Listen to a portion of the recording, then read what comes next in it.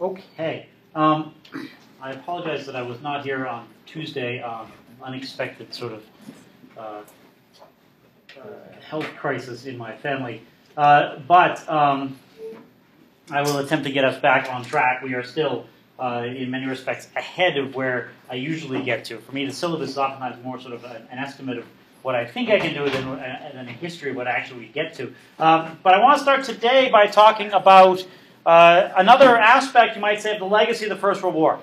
The legacy that the First World War creates in Europe, in particular, the political and economic legacy, and the way in which something called fascism arises in Europe in the late 1920s and the 1930s. Most notably in Italy and, of course, in the Nazi regime in Germany. We will stop a little early today because we also need to do course evaluations. So just to give you an idea of how we're going to proceed today. If you had talked to sort of an average European person in the street in the middle of the 1930s, and you'd said to them, well, you know, I think that the future for society, the future is going to be sort of capitalism, free markets, democracy, and representative government, they might have laughed at you. They might have said, well, I wouldn't exactly guarantee that. Because in the 1930s in particular, in Europe, it seemed that capitalism, free market ideas, democratic and representative institutions did not have the answers. That the 1920s and the 1930s have produced a series of political and economic crises which these systems seemed unable to solve, unable to cure. In the 1930s, in Europe and elsewhere around the world, people were looking to new, or what seemed to be new ideas for organizing society, for organizing economies, for organizing themselves politically. We've already talked about one, which is Soviet-style communism. In the 1930s, there were a lot of people around the world who said, this must be the way forward. The rest of the world is in economic depression. The Soviet Union is an industrial powerhouse. Of course, we know it had sort of, you might say, some very specific reasons behind it, including Stalin's own approaches to getting things done. But there was a really sort of influential sense, or there were people who believed that the way forward was the Soviet way.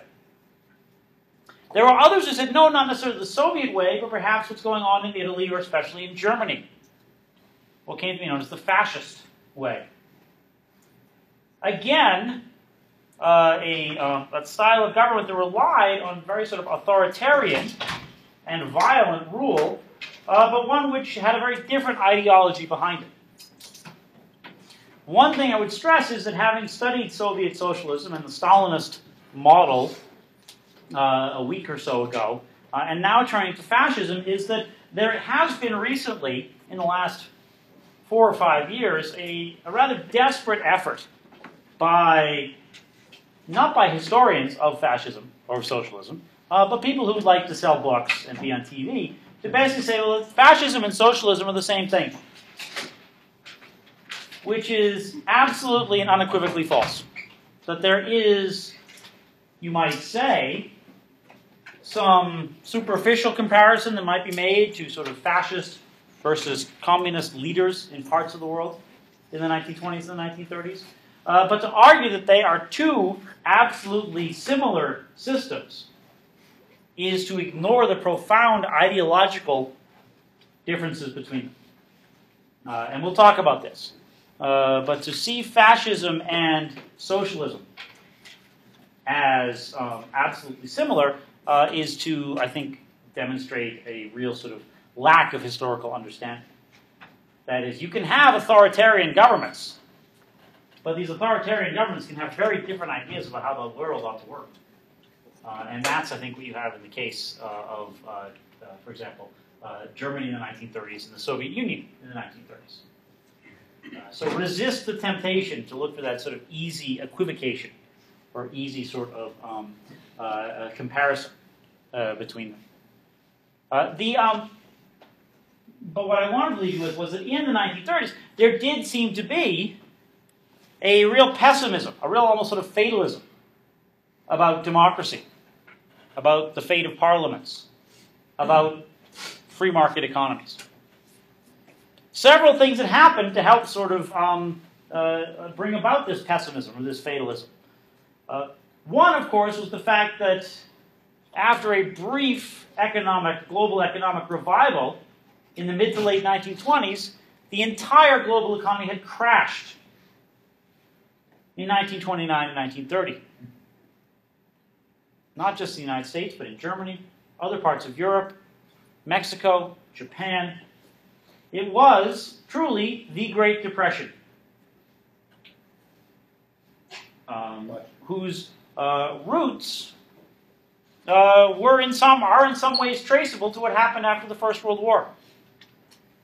That is, the First World War had a dramatic economic impact on the world. The First World War dramatically changed the roles of certain national economies. One of the biggest things is that the First World War absolutely reduced Britain's economic profile in the world. British industrial manufacturers who had led the world, Britain had been the so-called workshop of the world, before 1914, found after the war that they were unable to recover the global market share and to enjoy the global advantages they once had. They had spent 4 or 5 years not producing for outside markets and not even producing consumer goods, but rather producing war materials, converting factories to wartime production of things like shells and boots and uniforms. You have a Britain which during the war lost some of its key export markets. That is, during and just after the war, when Britain was no longer able to export various sorts of industrial goods, you had the occurrence of what economists call import substitution, which means that countries, states that used to import British goods started now to find substitutes for those imports. Either they brought them in from somewhere else, or they began to make them themselves. One big thing that happens is that British textiles, which had enjoyed an enormous advantage in Asian markets since the 19th century, are very much challenged by Japanese textiles. The Japanese economy had not nearly been as affected by the war as the British one had. The Japanese had a more modern and up-to-date sort of production capability, more modern technology. By the 1920s, the Japanese were beginning to really move the British out of select Asian markets, including India, because the Japanese could offer even cheaper goods. Britain also had lost its place as the preeminent financial center in the world. Before the war, people held their money in British banks. People invested in with British firms.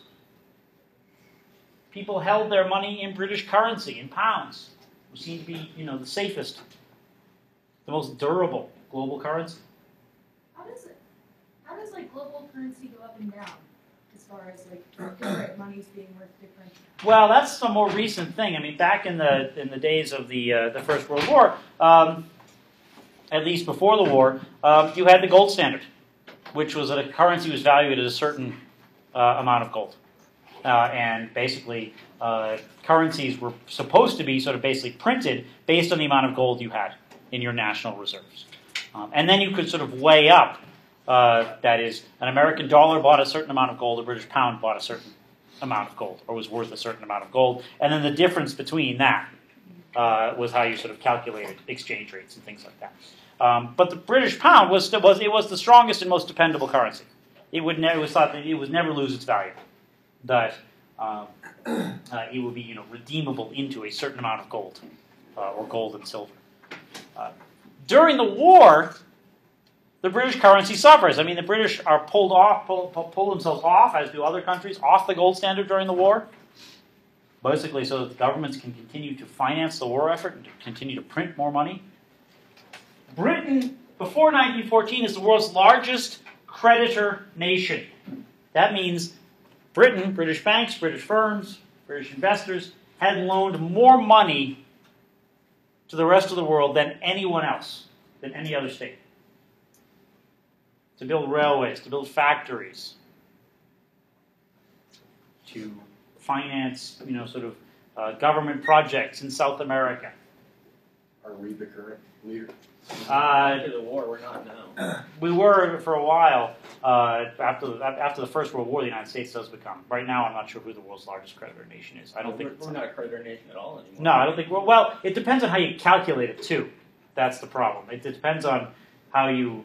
It has a lot to do with sort of who holds debt as well these days. But no one is, I think, as great. No one enjoys the advantage, the distinct advantage of being the world's largest creditor nation now, the way the British did, say, in 1912.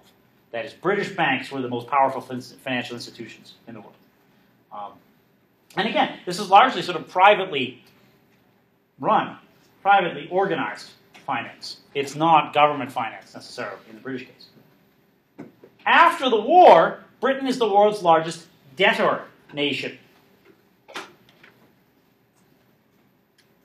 Not only because the British government has accumulated debts, but British banks and financial firms have also accumulated great debts over the course of the war. It's a war that is largely financed through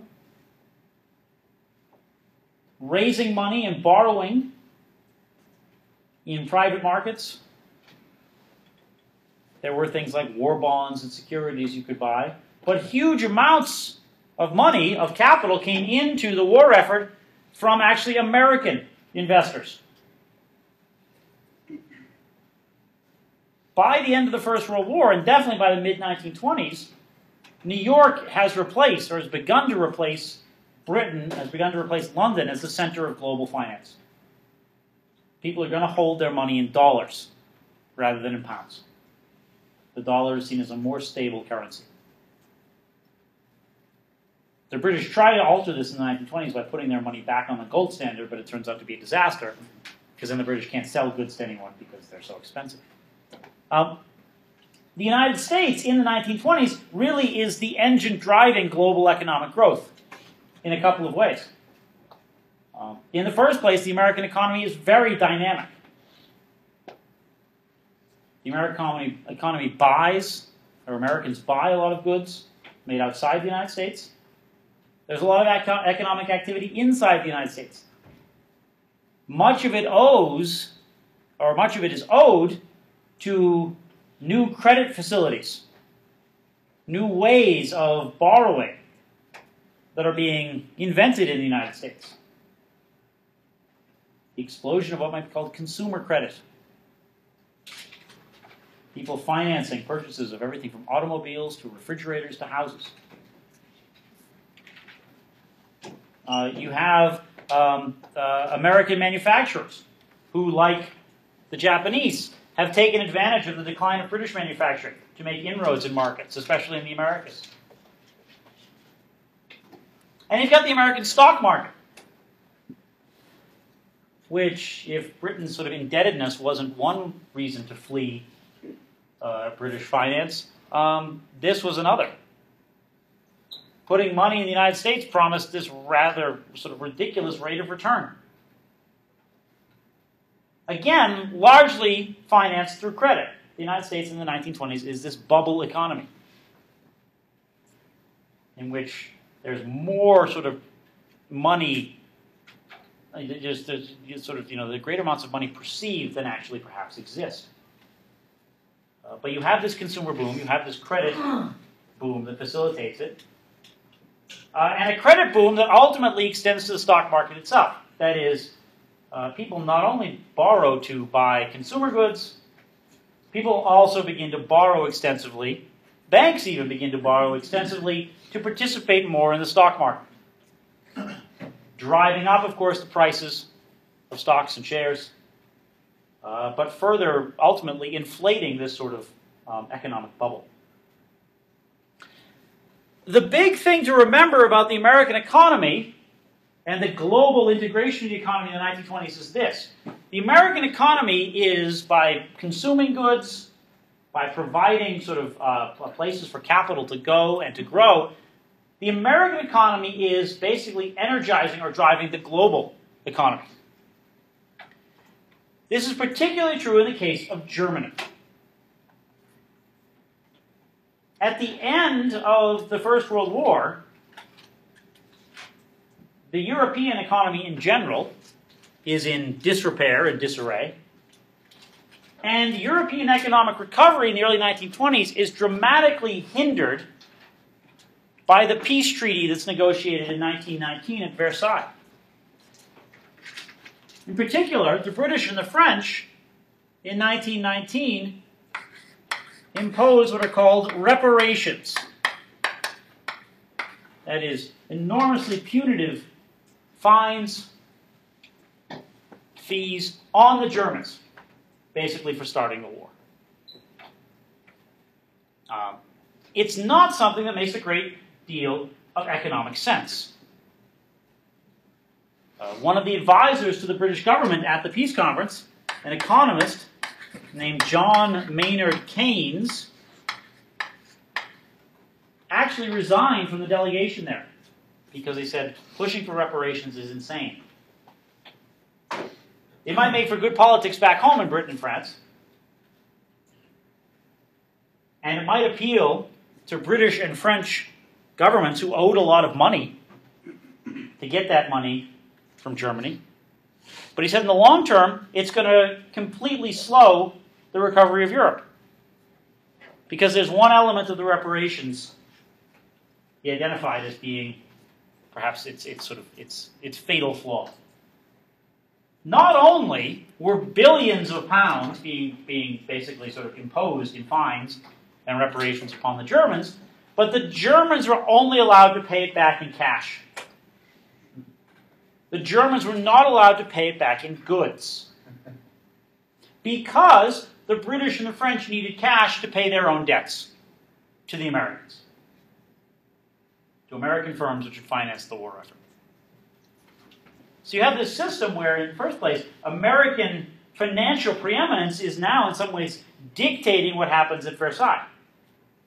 The need to pay back their creditors means that Britain and France have to impose this system on the Germans, and they have to say, we'll only take cash. John? This is the Treaty of Versailles? This is the Treaty of Versailles and the reparations part of it, yes. Does the demand for German, obviously I would assume that the demand for German products and textiles goes down dramatically then after the war, doesn't it? Well, the problem is this, is that the Germans can't produce anything. The German economy cannot recover. This is what Keynes said. Keynes said, look, you're never going to get the German economy to recover because Germany is going to basically have to continue to export all the savings in Germany. The German government is basically going to have to borrow from German banks, from its own funds, to pay cash to the British and the French, who then ship it off to New York, figuratively. The problem, Keynes says, is then nothing else happens in Germany. There's no money in German banks to lend to people to rebuild their factories, to buy consumer goods, you're going to have stagnation in Germany. And if people in Germany aren't working, they're not producing, they're not going to become consumers either. And he says, British and French manufacturers won't be able to sell anything in Germany. Look at this place, which was a huge economy before the war. It's not going to be able to buy anything. How are you going to recover if you take one of the largest economies in the world and basically tell it not to function? That's what Keynes says. And Keynes, as he will be through the course of his life, and to the annoyance of some people to this day, Keynes will be right. It's one of the greatest things about Keynes. In some senses, he was never wrong. And people despised him for it at the time. Some people, our own economics department, do to this day. But then again, their track record is much worse than Keynes'. Yes. Is that again why after World War II we're going to Japan, we're going to Germany, and we rebuild them instead of doing that? Yeah. Yeah, we rebuild. The Marshall Plan is based on this concept. Now, the Marshall Plan is based on avoiding what's seen as the sort of immediate effects. Because what happens is this. In Germany, in the 1920s, you actually do have, for the first time, a democratic parliamentary system. The German king is gone. The system that produced the Germany of the First World War is gone. This is the Weimar period. It's called the Weimar Republic. W-E-I-M-A-R. The Weimar Republic is enormously hindered from its inception because their first task is to pay back these reparations. Which means they preside over a period, not only are there multiple political parties jockeying and there's sort of multiple elections throughout the 1920s, but the Weimar government, or the Weimar Republic, is trying to get Germany moving economically under these very punitive conditions. Are they putting interest on this too? For paying back Yeah. the reparations? Oh, geez. There wasn't interest on it. There was a schedule, and there were fines for not meeting the schedule of payments. So you might, interest, but not interest in sort of the compound way. Yeah. Didn't they just recently paid off their debt? Who, the Germans? Yeah. I'm not sure, because most of these debts get forgiven in the early 1930s. So I took a Nazi Germany class With Professor Maestron? yeah. Oh, maybe they have. I Maybe. don't think we ever forgave Russia. And that's still something to talk about. Yeah, there are debts out there that are still. I mean, those are debts from the old Russian Empire. Yeah. So, no one's going to pay the Tsar's debts. But I'm not sure about the Germans. I think she said it was like something like in the trillions of dollars if you were to equate it to today's money. Yeah. from back then. Yeah, for the reparations. Yeah, like Oh. in the I know hundreds we're of still billions. paying for war too. Oh yeah. Well, I mean, you might say that Britain's still paying for it too, in some ways. But yeah, there is a. I'm not sure when the actual final reparations were paid. A lot of the payments were suspended when you get into, and obviously during the Second World War they were not made. Eventually, so much money flows into Germany that doesn't really affect what happens, especially West Germany after the war. But what you have, the Weimar Republic is struggling because they're basically taking all the money out of the German economy that they can and shipping it elsewhere. The only way the Weimar Republic believes they can get economic life going in Germany is to start printing more money. They're not printing the money to pay the debts externally. Because Printing money? excuse me? They do start printing. They start printing money, but this is money for internal circulation only. The idea being you provide money. That'll get people, because the real, you might say, money is all being shipped away. So this is sort of the new money. But you're devaluing your money that way. Well, you're devaluing. The problem is that you're devaluing your own internal economic system. Yeah, they did it greatly there, too. They did it greatly. By the time you get to 1923, 1924, I'll skip ahead for a second. This is basically this is kids playing with German marks in 1923. In 1923, it made more sense. For example, a loaf of bread cost a wheelbarrow full of currency. It made more sense to burn blocks of currency than to use them to buy coal, because the amount of coal you could buy wouldn't burn as long as the currency would. You have complete economic chaos. And this is really important because, as I said, it devalues money. It wipes out people's savings in Germany. One of the things that the German middle classes will remember, here we think about what happens in the early 1930s, is that the Weimar Republic destroyed their savings by creating this, by basically sort of, producing an enormous amount of currency and cratering the German economy internally. You don't just get inflation, you get what's called hyperinflation. If you look at the number of marks in circulation in Germany in 1923 was you take 3 digits and you add 23 zeros to it. There's not even a word for that number. It's basically called, play with the money. It's monopoly money at that point. So again, you have this sort of situation where Germany goes into economic crisis because of the reparations. Keynes sitting there saying, hello, hi, by the way, I'm over here, reminding you that I was right. Keynes never sort of hesitated to remind people that he was right too. The crisis is so bad that in 1924, the Americans, the Britons, the British, the French, they get together and they create a new sort of process. This is why I talk about you have to understand the American economy is driving the global economic recovery in the 1920s. Not only are Americans consuming a lot, not only are American markets providing sort of a nice resting place for international capital, but the Americans in 1924, under something called the Dawes Plan, put together by the American Secretary of State, whose name was Dawes, the Americans basically say, we will loan money to the Germans. We will loan money to the Germans will pay back the British and the French will pay back all their creditors. In essence, and what they say is, we're going to wipe out, all of this old German currency is going to disappear. Germany will start from scratch. There'll be a new mark printed, almost sort of a new currency created. That will be used to stimulate growth inside Germany. Because, and there will also be some sort of capital left in Germany, because the German government will not be taking, it's called sort of crowding out. The German government will not be borrowing and taking money out of the economy to pay back the reparations. In essence, it's almost sort of like an artificial, it's almost sort of like, creating this sort of artificial substance to keep the economy going. The Americans loan the money to the Germans don't have to take money out of their banks to pay the reparations. The British and the French get paid, the American banks get paid. In reality, money doesn't leave the United States. That is, it goes in this big circle.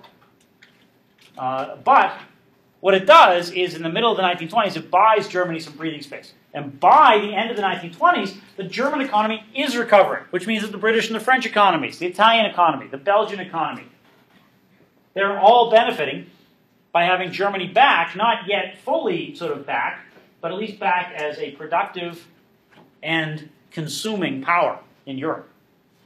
The problem is this, it's an entirely artificial situation. They didn't get rid of the reparations, all they did is they grafted another system on top of it, which said the United States will pay all the reparations. And Germans will pay back on this, sort of long-term schedule. They're paying interest. They didn't pay interest on reparations, but they did pay interest on the loans made by the Americans. The problem is, all of a sudden, the American economy craters in 1929, and there is no more money being given to the Germans to pay the reparations.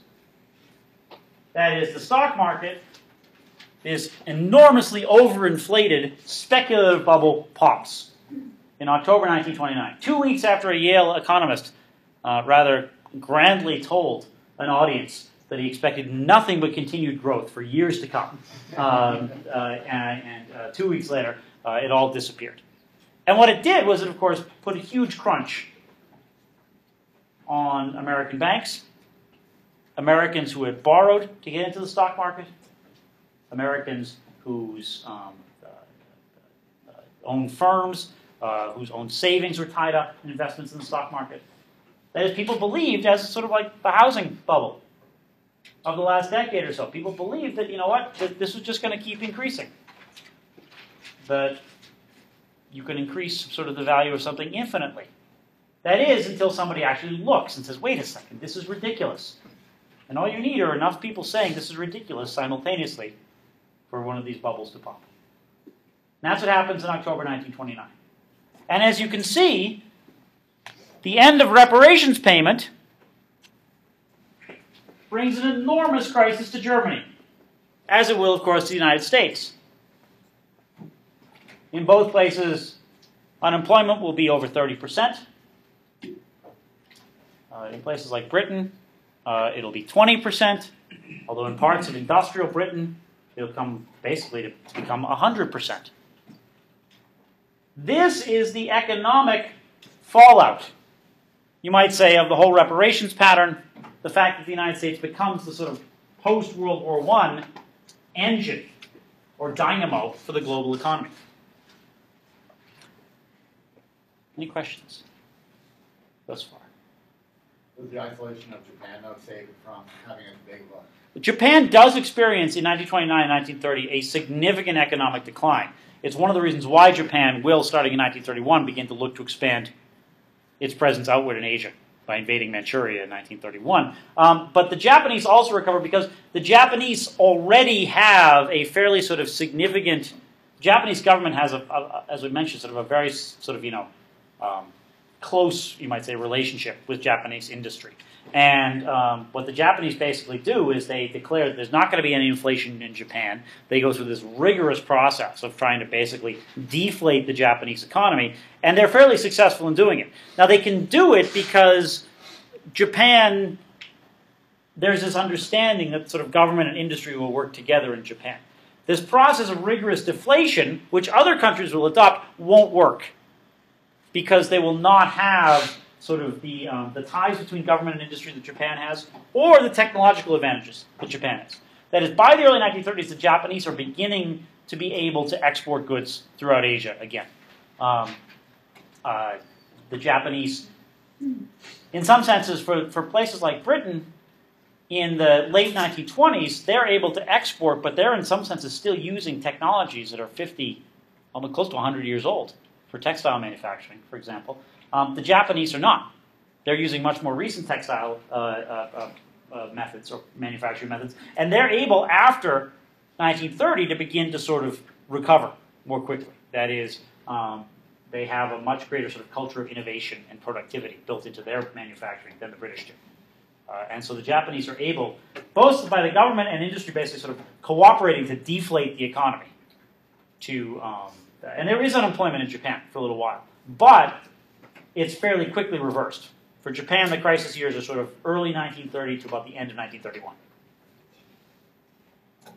And we'll talk about one of the things that the Great Depression does do, though, is it convinces Japanese manufacturers and the Japanese government, among other things, that further expansion in Asia is absolutely necessary to ensure that you never have, that Japan is completely sort of economically insured against or insulated against global economic catastrophe. Now, in the case of, so we talk about sort of the economies and this global economic collapse in the late 1920s, early 1930s. This economic collapse corresponds with, in fact, a growing suspicion, and in fact intensifies an already growing suspicion that democratic institutions, that representative institutions, are not the best way forward for government. One of the interesting things is that when you look at the career and the history of Franklin Roosevelt and his presidency, especially the first 4 years of Roosevelt's administration in the early 1930s, is that Roosevelt believed that he had two sort of challenges, that he was charged with doing two things. He was charged with rescuing the American economy and also rescuing the concept of democracy, at least in the United States. That he had to demonstrate that not only the economy could recover, but that democratic institutions could be accountable, could be responsive, and could be sort of, and could demonstrate an ability to solve economic problems. The problem is that this economic collapse happens not just in the United States, where there is by this point, a substantial history of democratic institutions. Or at least mostly democratic institutions. It happens in other parts of the world too, which are just in the 1920s themselves experimenting, you might say, with democracy. That is, the 1920s see the rise of a much more democratic Europe. But it's a new phenomenon. That is, after the First World War, you have new democracies in Germany, in Poland, in newly created states like Hungary, Czechoslovakia. You have early attempts at democracy in places like Bulgaria. The problem is that these places experience in the 1920s a lot of, you might say, political instability. Democracy is messy. Oftentimes people sort of assume, well, of course, we've had democracy in this country for, 2 centuries, and this, that, and the other. Of course, well, there was a bloody civil war in the middle. We tend to sort of ignore that and say, oh, it was part of the great plan, wasn't it? Yes. Everyone's had a civil war. But democracy is messy. Look at the first few years of the new American Republic, the Articles of Confederation, which apparently some people think was, the golden days. God help us all. But the idea is that, it takes a while. Democratic self-government is not easy. And in Europe, in the 1920s, a lot of people in these new self-governing states, Germany, Poland, Hungary, they struggle. Spain and Portugal, too. They've been experimenting with democracy since before the First World War. But in the 1920s, they, too, are going to struggle because they're still in sort of early days. And you have multiple parties. You have shifting coalitions. As parties sort of join together and will have a majority in Parliament for a little while, but then might fall apart. Or the coalition might sort of pull apart over a certain policy or a certain decision. When these coalitions pull apart, you have to have a new election. There are multiple elections in the 1920s in Germany and in other places.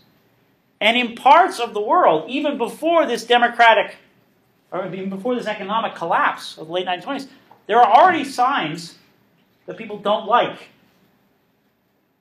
these democratic institutions. In the 1920s, Poland is taken over by its own military. It's a process that's going to be repeated in Hungary and in Portugal. In the 1930s, Spain is going to be a civil war. The authoritarian military dictatorship of General Franco will take over in the late 1930s.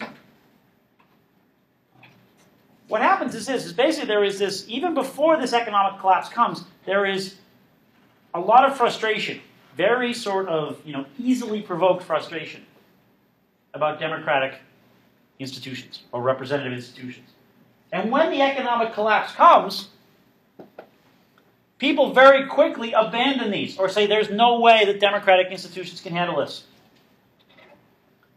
There's no confidence. The Weimar Republic in Germany, there'll be elections in 1928, 1929, and 1930, just as the Depression hits. And what you'll see is a growing embrace of the idea, not just from people who like the Soviet system, but people who like other authoritarian systems, that democracy is too messy to solve economic problems. That's what Franklin Roosevelt felt was one of his greatest challenges was. He had to demonstrate that democracy was capable, that democratic institutions could be responsive. It's why you have that huge spate of legislation in 1933, 1934, the first 2 years, first 100 days even, of the Roosevelt administration, designed to demonstrate to people that democratic institutions could help to alleviate economic distress. Simply founding something like the Securities and Exchange Commission, the SEC,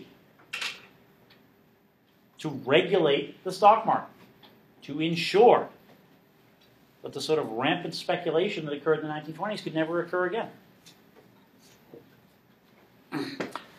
What you have in Germany, though, is, starting in the late 1920s, a much greater preference for a different sort of political party. A political party which began to argue that it had the solutions to what ailed Germany because it had identified the problem. Now, the first thing about this chart is this. what you see here is a corresponding huge increase in the Nazi vote share between 1928 and 1932, and this corresponding, or this, next to it, this line showing how unemployment was rising. This does not mean the unemployed were voting for the Nazis. This unemployment graph here should be taken more as a sign of economic distress.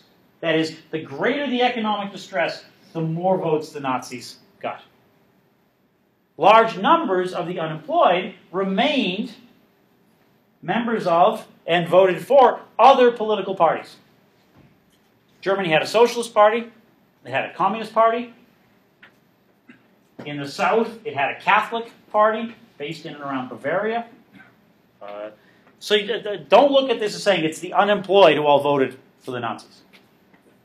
In fact, a lot of Nazi support is going to come from the German middle classes,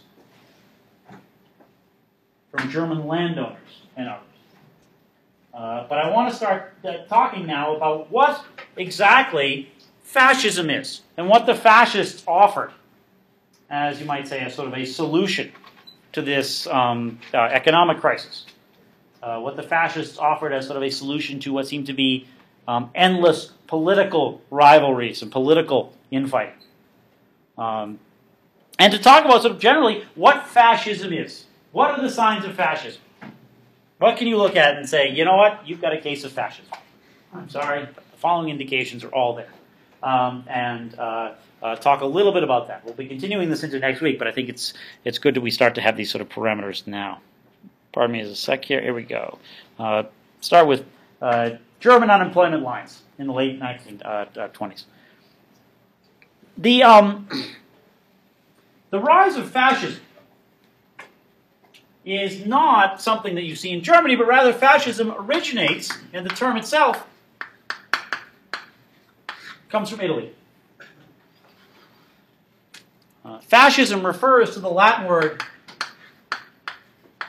fasces, F-A-S-C-E-S, which was the term for basically, it was like an axe or a bound sort of, it was basically something you held. It was about 3 axes bound together. And if you held it, you held power. And that tells us a lot about the Italian style of fascism. Fascism was, in essence, sort of almost sort of created as an ideology, as a way of thinking about the world, by Benito Mussolini and his followers in Italy, the so-called black shirts, or fascisti. One of the things about fascism is that fascism, well, it does have certain characteristics, and you might say it does have certain ideological things built into it. It's also the product of enormous political opportunism. Mussolini is someone who, before the First World War, was a socialist. M-U-S-S-O-L-I-N-I, Mussolini, Benito Mussolini. Mussolini is someone who, at the end of the First World War, sees political instability, unemployment in Italy. Italy had a lot of political instability even before the war because of the way the Italian state was created in the 1860s. That is, Italy was only unified in 1860, and you had sort of the welding together of disparate regions of Italy, very different northern and southern Italy in particular, and there was a lot of political dysfunction.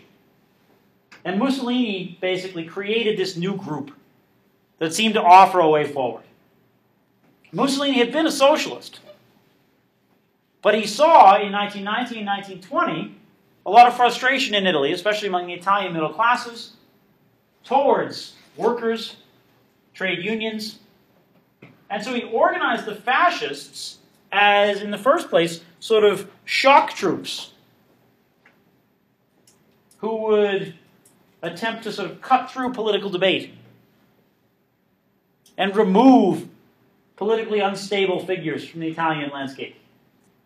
That is, in 1919, 1920, 1921, Mussolini's black shirts had become a sort of private paramilitary force They go after newspapers,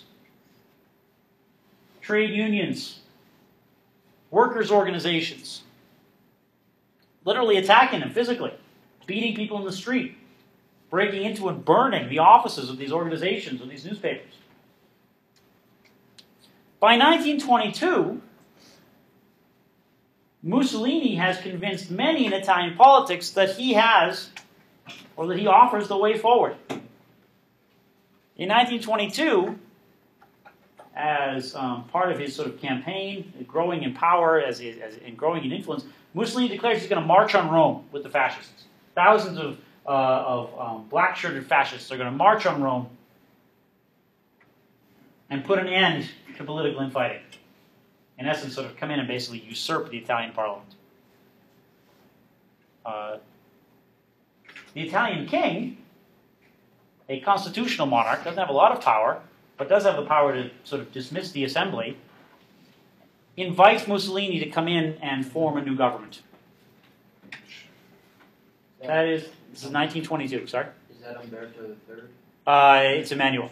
Vittorio Emmanuel III, I think. He's the second of the third. And he was the king? He was the king. He's the last king. Italian. Italian. I thought Umberto III was because he resign. Oh, He did you? was trying to save the monarchy after the war. That's right. Sorry. This is that's Umberto. This is Victor Emmanuel. I want to say the second or the third. I think it's the second. Vittorio Emmanuel.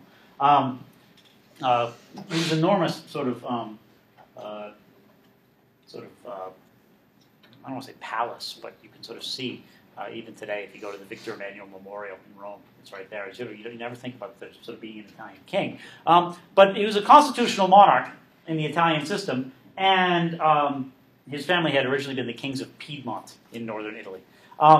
He invites Mussolini to come in and form a government at a time of great economic and political crisis. So Mussolini doesn't actually have to have the March on Rome. Simply the specter of the March on Rome is enough to convince the Italian king and a lot of Italian politicians to throw their support to Mussolini. And Mussolini's fascism has some key components to it, some things that it's going to share with German fascism or Nazism. That is, Hitler will study, will read Mussolini's work, will look at what happens in the Italian case. He'll make his own sort of adjustments to the German style, the German sort of fascism. But there are several things that Mussolini identifies, or that sort of several components in Mussolini's organization. The first thing is this. Fascism is very much based on this idea of national identity. That fascism is a movement designed to resurrect and to recreate a glorious past. That the key to national survival, the key to national prosperity, is a return to some sort of era of greatness.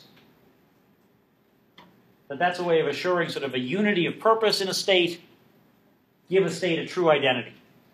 For Mussolini, that means basically remaking, or trying to remake, the Roman Empire. That you have this idea that you can resurrect Italy as Rome of ancient days. It's what's going to lead Mussolini into making colonial conquests, into ordering the invasion of parts of northern and eastern Africa. Even in Rome today, you can still see, one of the strange things about Rome is that unlike in, say, Berlin, now most of Berlin, of course, was destroyed by bombing, so that helped the process along, you don't see in Berlin any building saying this building was dedicated by Adolf Hitler, Reichschancellor and Führer in 1936 or something like that. You can still see buildings that have Mussolini's name on them in Rome. Not, emblazoned on the front, Mussolini slept here or something like that, but cornerstones of buildings. You can still see on the walls of train stations or municipal buildings, there were these sort of maps in relief of Mussolini's empire. Sort of Rome extending out now to northern and eastern Africa. again, sort of saying that Mussolini was this, almost the new Caesar. One of the things that Mussolini did, one of the ideas that Hitler will adopt, is that Mussolini took a new name for himself. Again, reminiscent of the title of Caesar. But instead of being the prime minister or being the president or something, he took the name Il Duce. I-L and then D-U-C-E. The leader.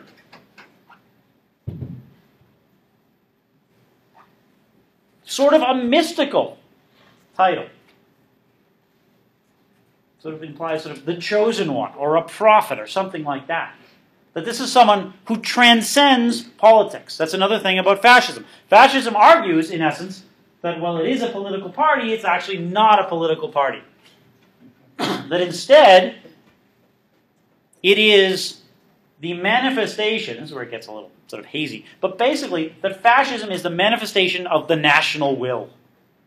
That there is a sort of national spirit. There is an Italianness. And that the fascists represent or embody that certain Italian spirit. And the Mussolini is the person who sort of is the ultimate embodiment of it. So saying you're the chosen one. Yeah, sort of you're the chosen one. You are the spirit of Italy in human form. And it's designed to make the person into, if not sort of a demigod, sort of a semi-mystical figure. And Hitler adopted this. Well, Hitler will adopt the title Führer, which can be translated as father, leader, something that didn't have a sort of a prehistory. It goes back to actually the Emperor Augustus Caesar. Augustus created a title for himself. Does anyone know what title he created? The first citizen. The first citizen. Who said that? There we go. Yeah, Christopher. Princeps. That is, in essence, that he didn't want to give away the idea of or get rid of the idea of citizenship because that was the hallmark of the Roman Republic. But he also wanted to show I'm the one in charge. So he said, we're all citizens. I'm just the first citizen. Don't inquire too closely. The first among equals, to make another sort of a primus inter pares, another sort of Latin phrase to describe that situation. So you have sort of an idea that you can recall past glory, that you can recall sort of a national spirit, which can be embodied in this mystical leader. Another thing that is important to remember about fascism is it has a certain economic outlook. Mussolini was aided in coming to power by the fact that he had support in the Italian middle classes, by Italian industrialists, especially in the north, car makers, electrical, exactly, in places like Milan and Turin in particular. You have a very close relationship in fascism between government and business. You don't have government control of business stuff. You have something that looks a little bit more like the Japanese system, where there are going to be certain businesses, certain elites who are going to be favored by the state, who are going to be, in the way it's termed, incorporated into the elite. The system that Mussolini proposes, or the one that fascism ultimately sort of holds as its model for economic organization, is called corporatism. Which means basically everyone in one body. But it doesn't mean state control. Rather, it means the state favors its supporters. Does it still allow them to make, as a free market, still allow the owners of those companies to make more money? Yeah, it allows them to make an enormous amount of money because what it basically says, what corporatism basically says, is that the state is here to help those who have supported the state. And the help comes in several ways. It can come through financial support. It can come, especially in the Italian and in the German case, through the complete destruction of, you might say, labor politics. The complete emasculation.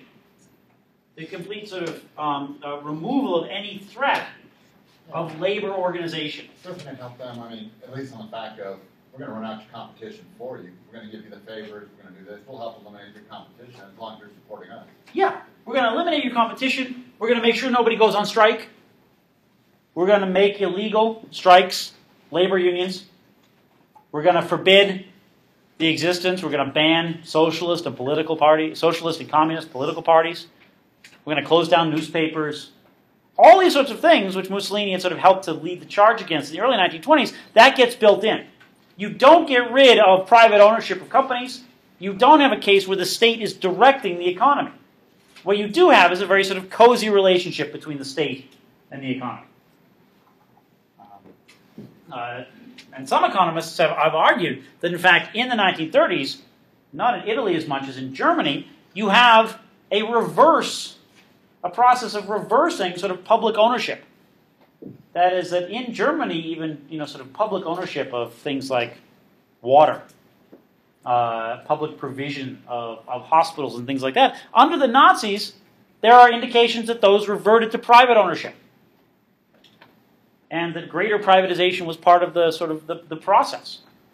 So to argue that I think this is very different from the notion of common ownership of the means of production, which is the bedrock view in socialism, or the central view in socialism.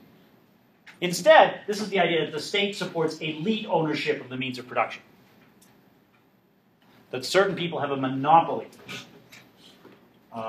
And lots of firms, both in Italy and ultimately in Germany, will support these regimes because they will favor them, they will eliminate their labor problems, they'll give them huge contracts to build things like tanks. And so you have this fairly sort of cozy relationship between capital and the state. That's another hallmark, again, of this sort of fascism. Mussolini will call it corporatism.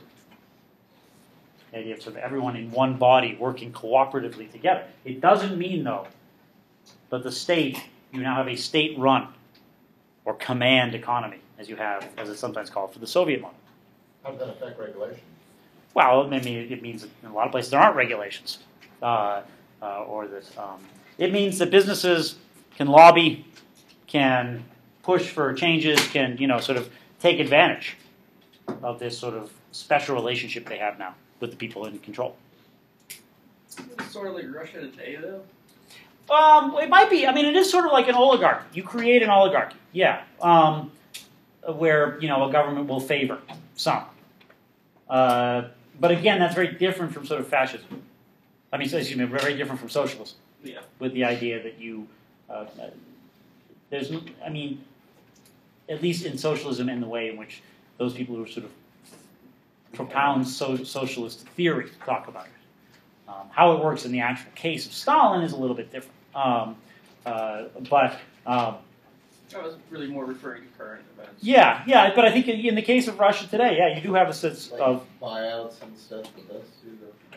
Well, We prefer other companies over stuff. well, They denationalized a lot of things after the fall of communism, and very select few people rushed into yeah. I Yeltsin mean, bought what it everything means else. is that the state has certain allies, and Yeah, you can say, since Putin's come to power, a lot of the original oligarchs have been replaced by new ones. And yeah. I mean, and some people. There's a recent study out by political scientists at Princeton who say that the United States is now an oligarchy, whether we like it or not.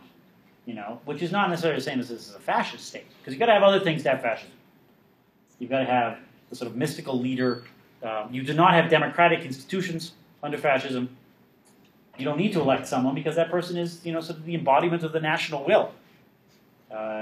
Consciously or unconsciously, you want this guy to be in charge.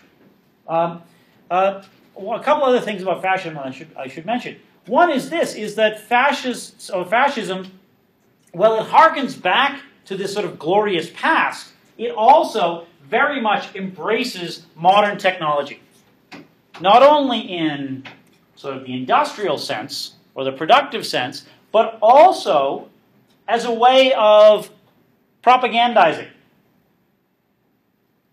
One of the ways you'll know you've got sort of fascism is this, is you'll have mass political meetings, mass publicization, films, radio, newspapers, every sort of technological advantage, or every sort of technological apparatus used to disseminate this message, but the message will contain almost a sort of archaic or ancient content.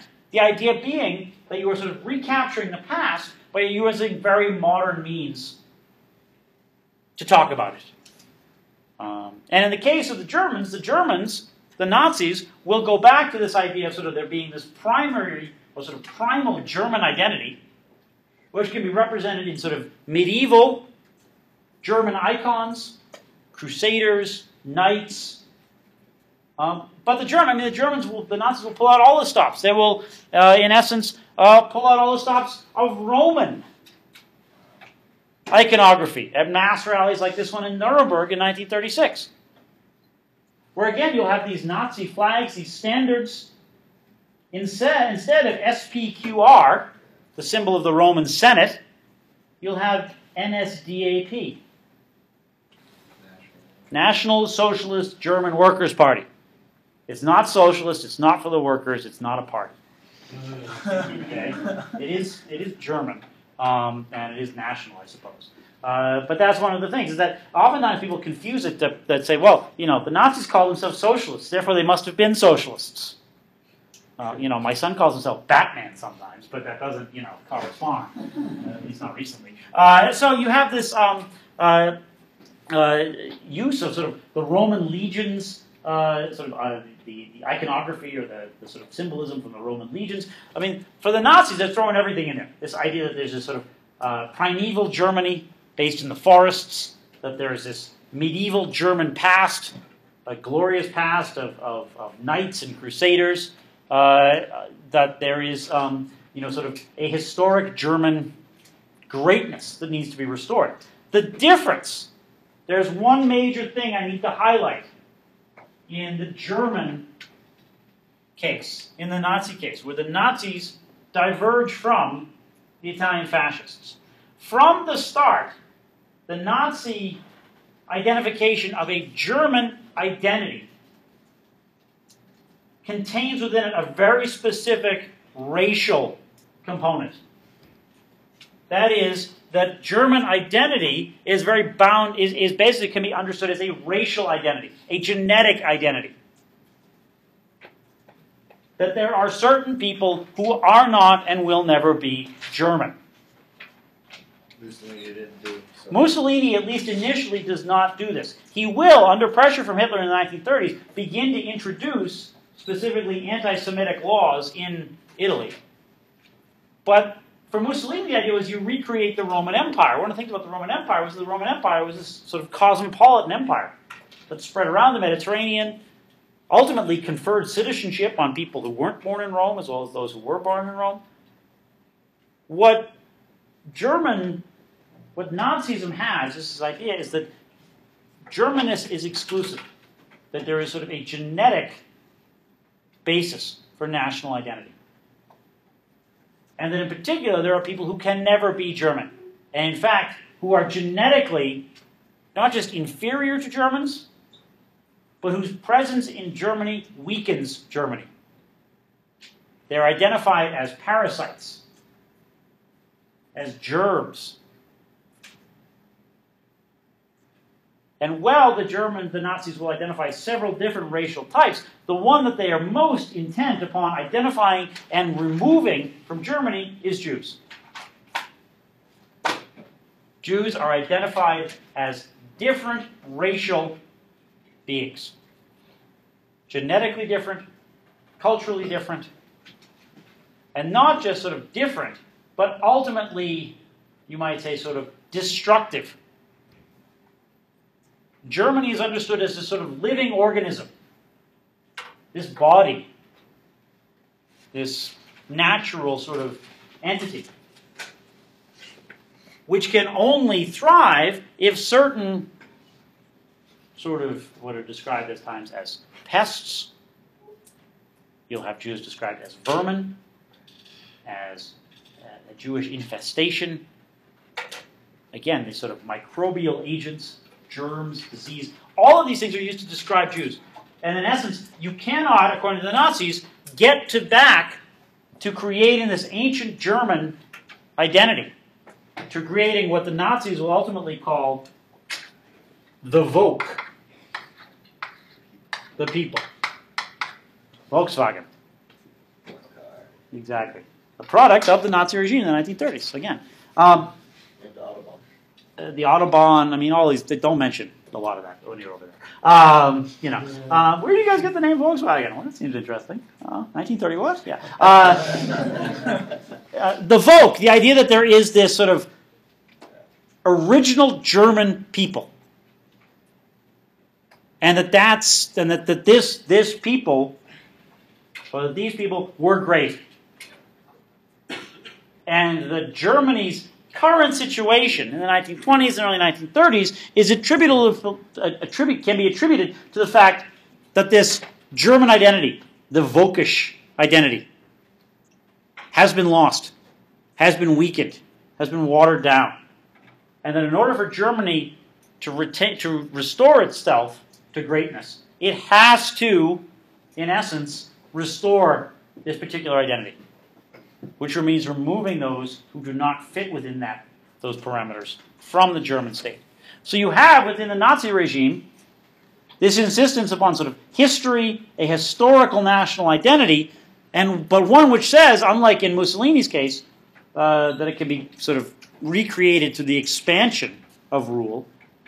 In the German case, it centers almost immediately on the idea that certain people must be eliminated. It is an eliminationist ideology, you might say.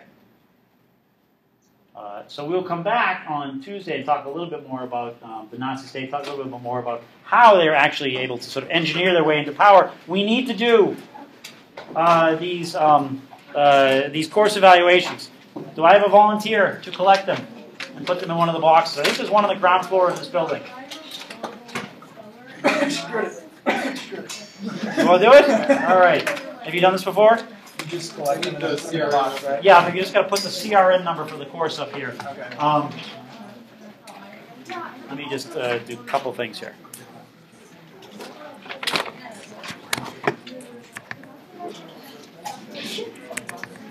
Is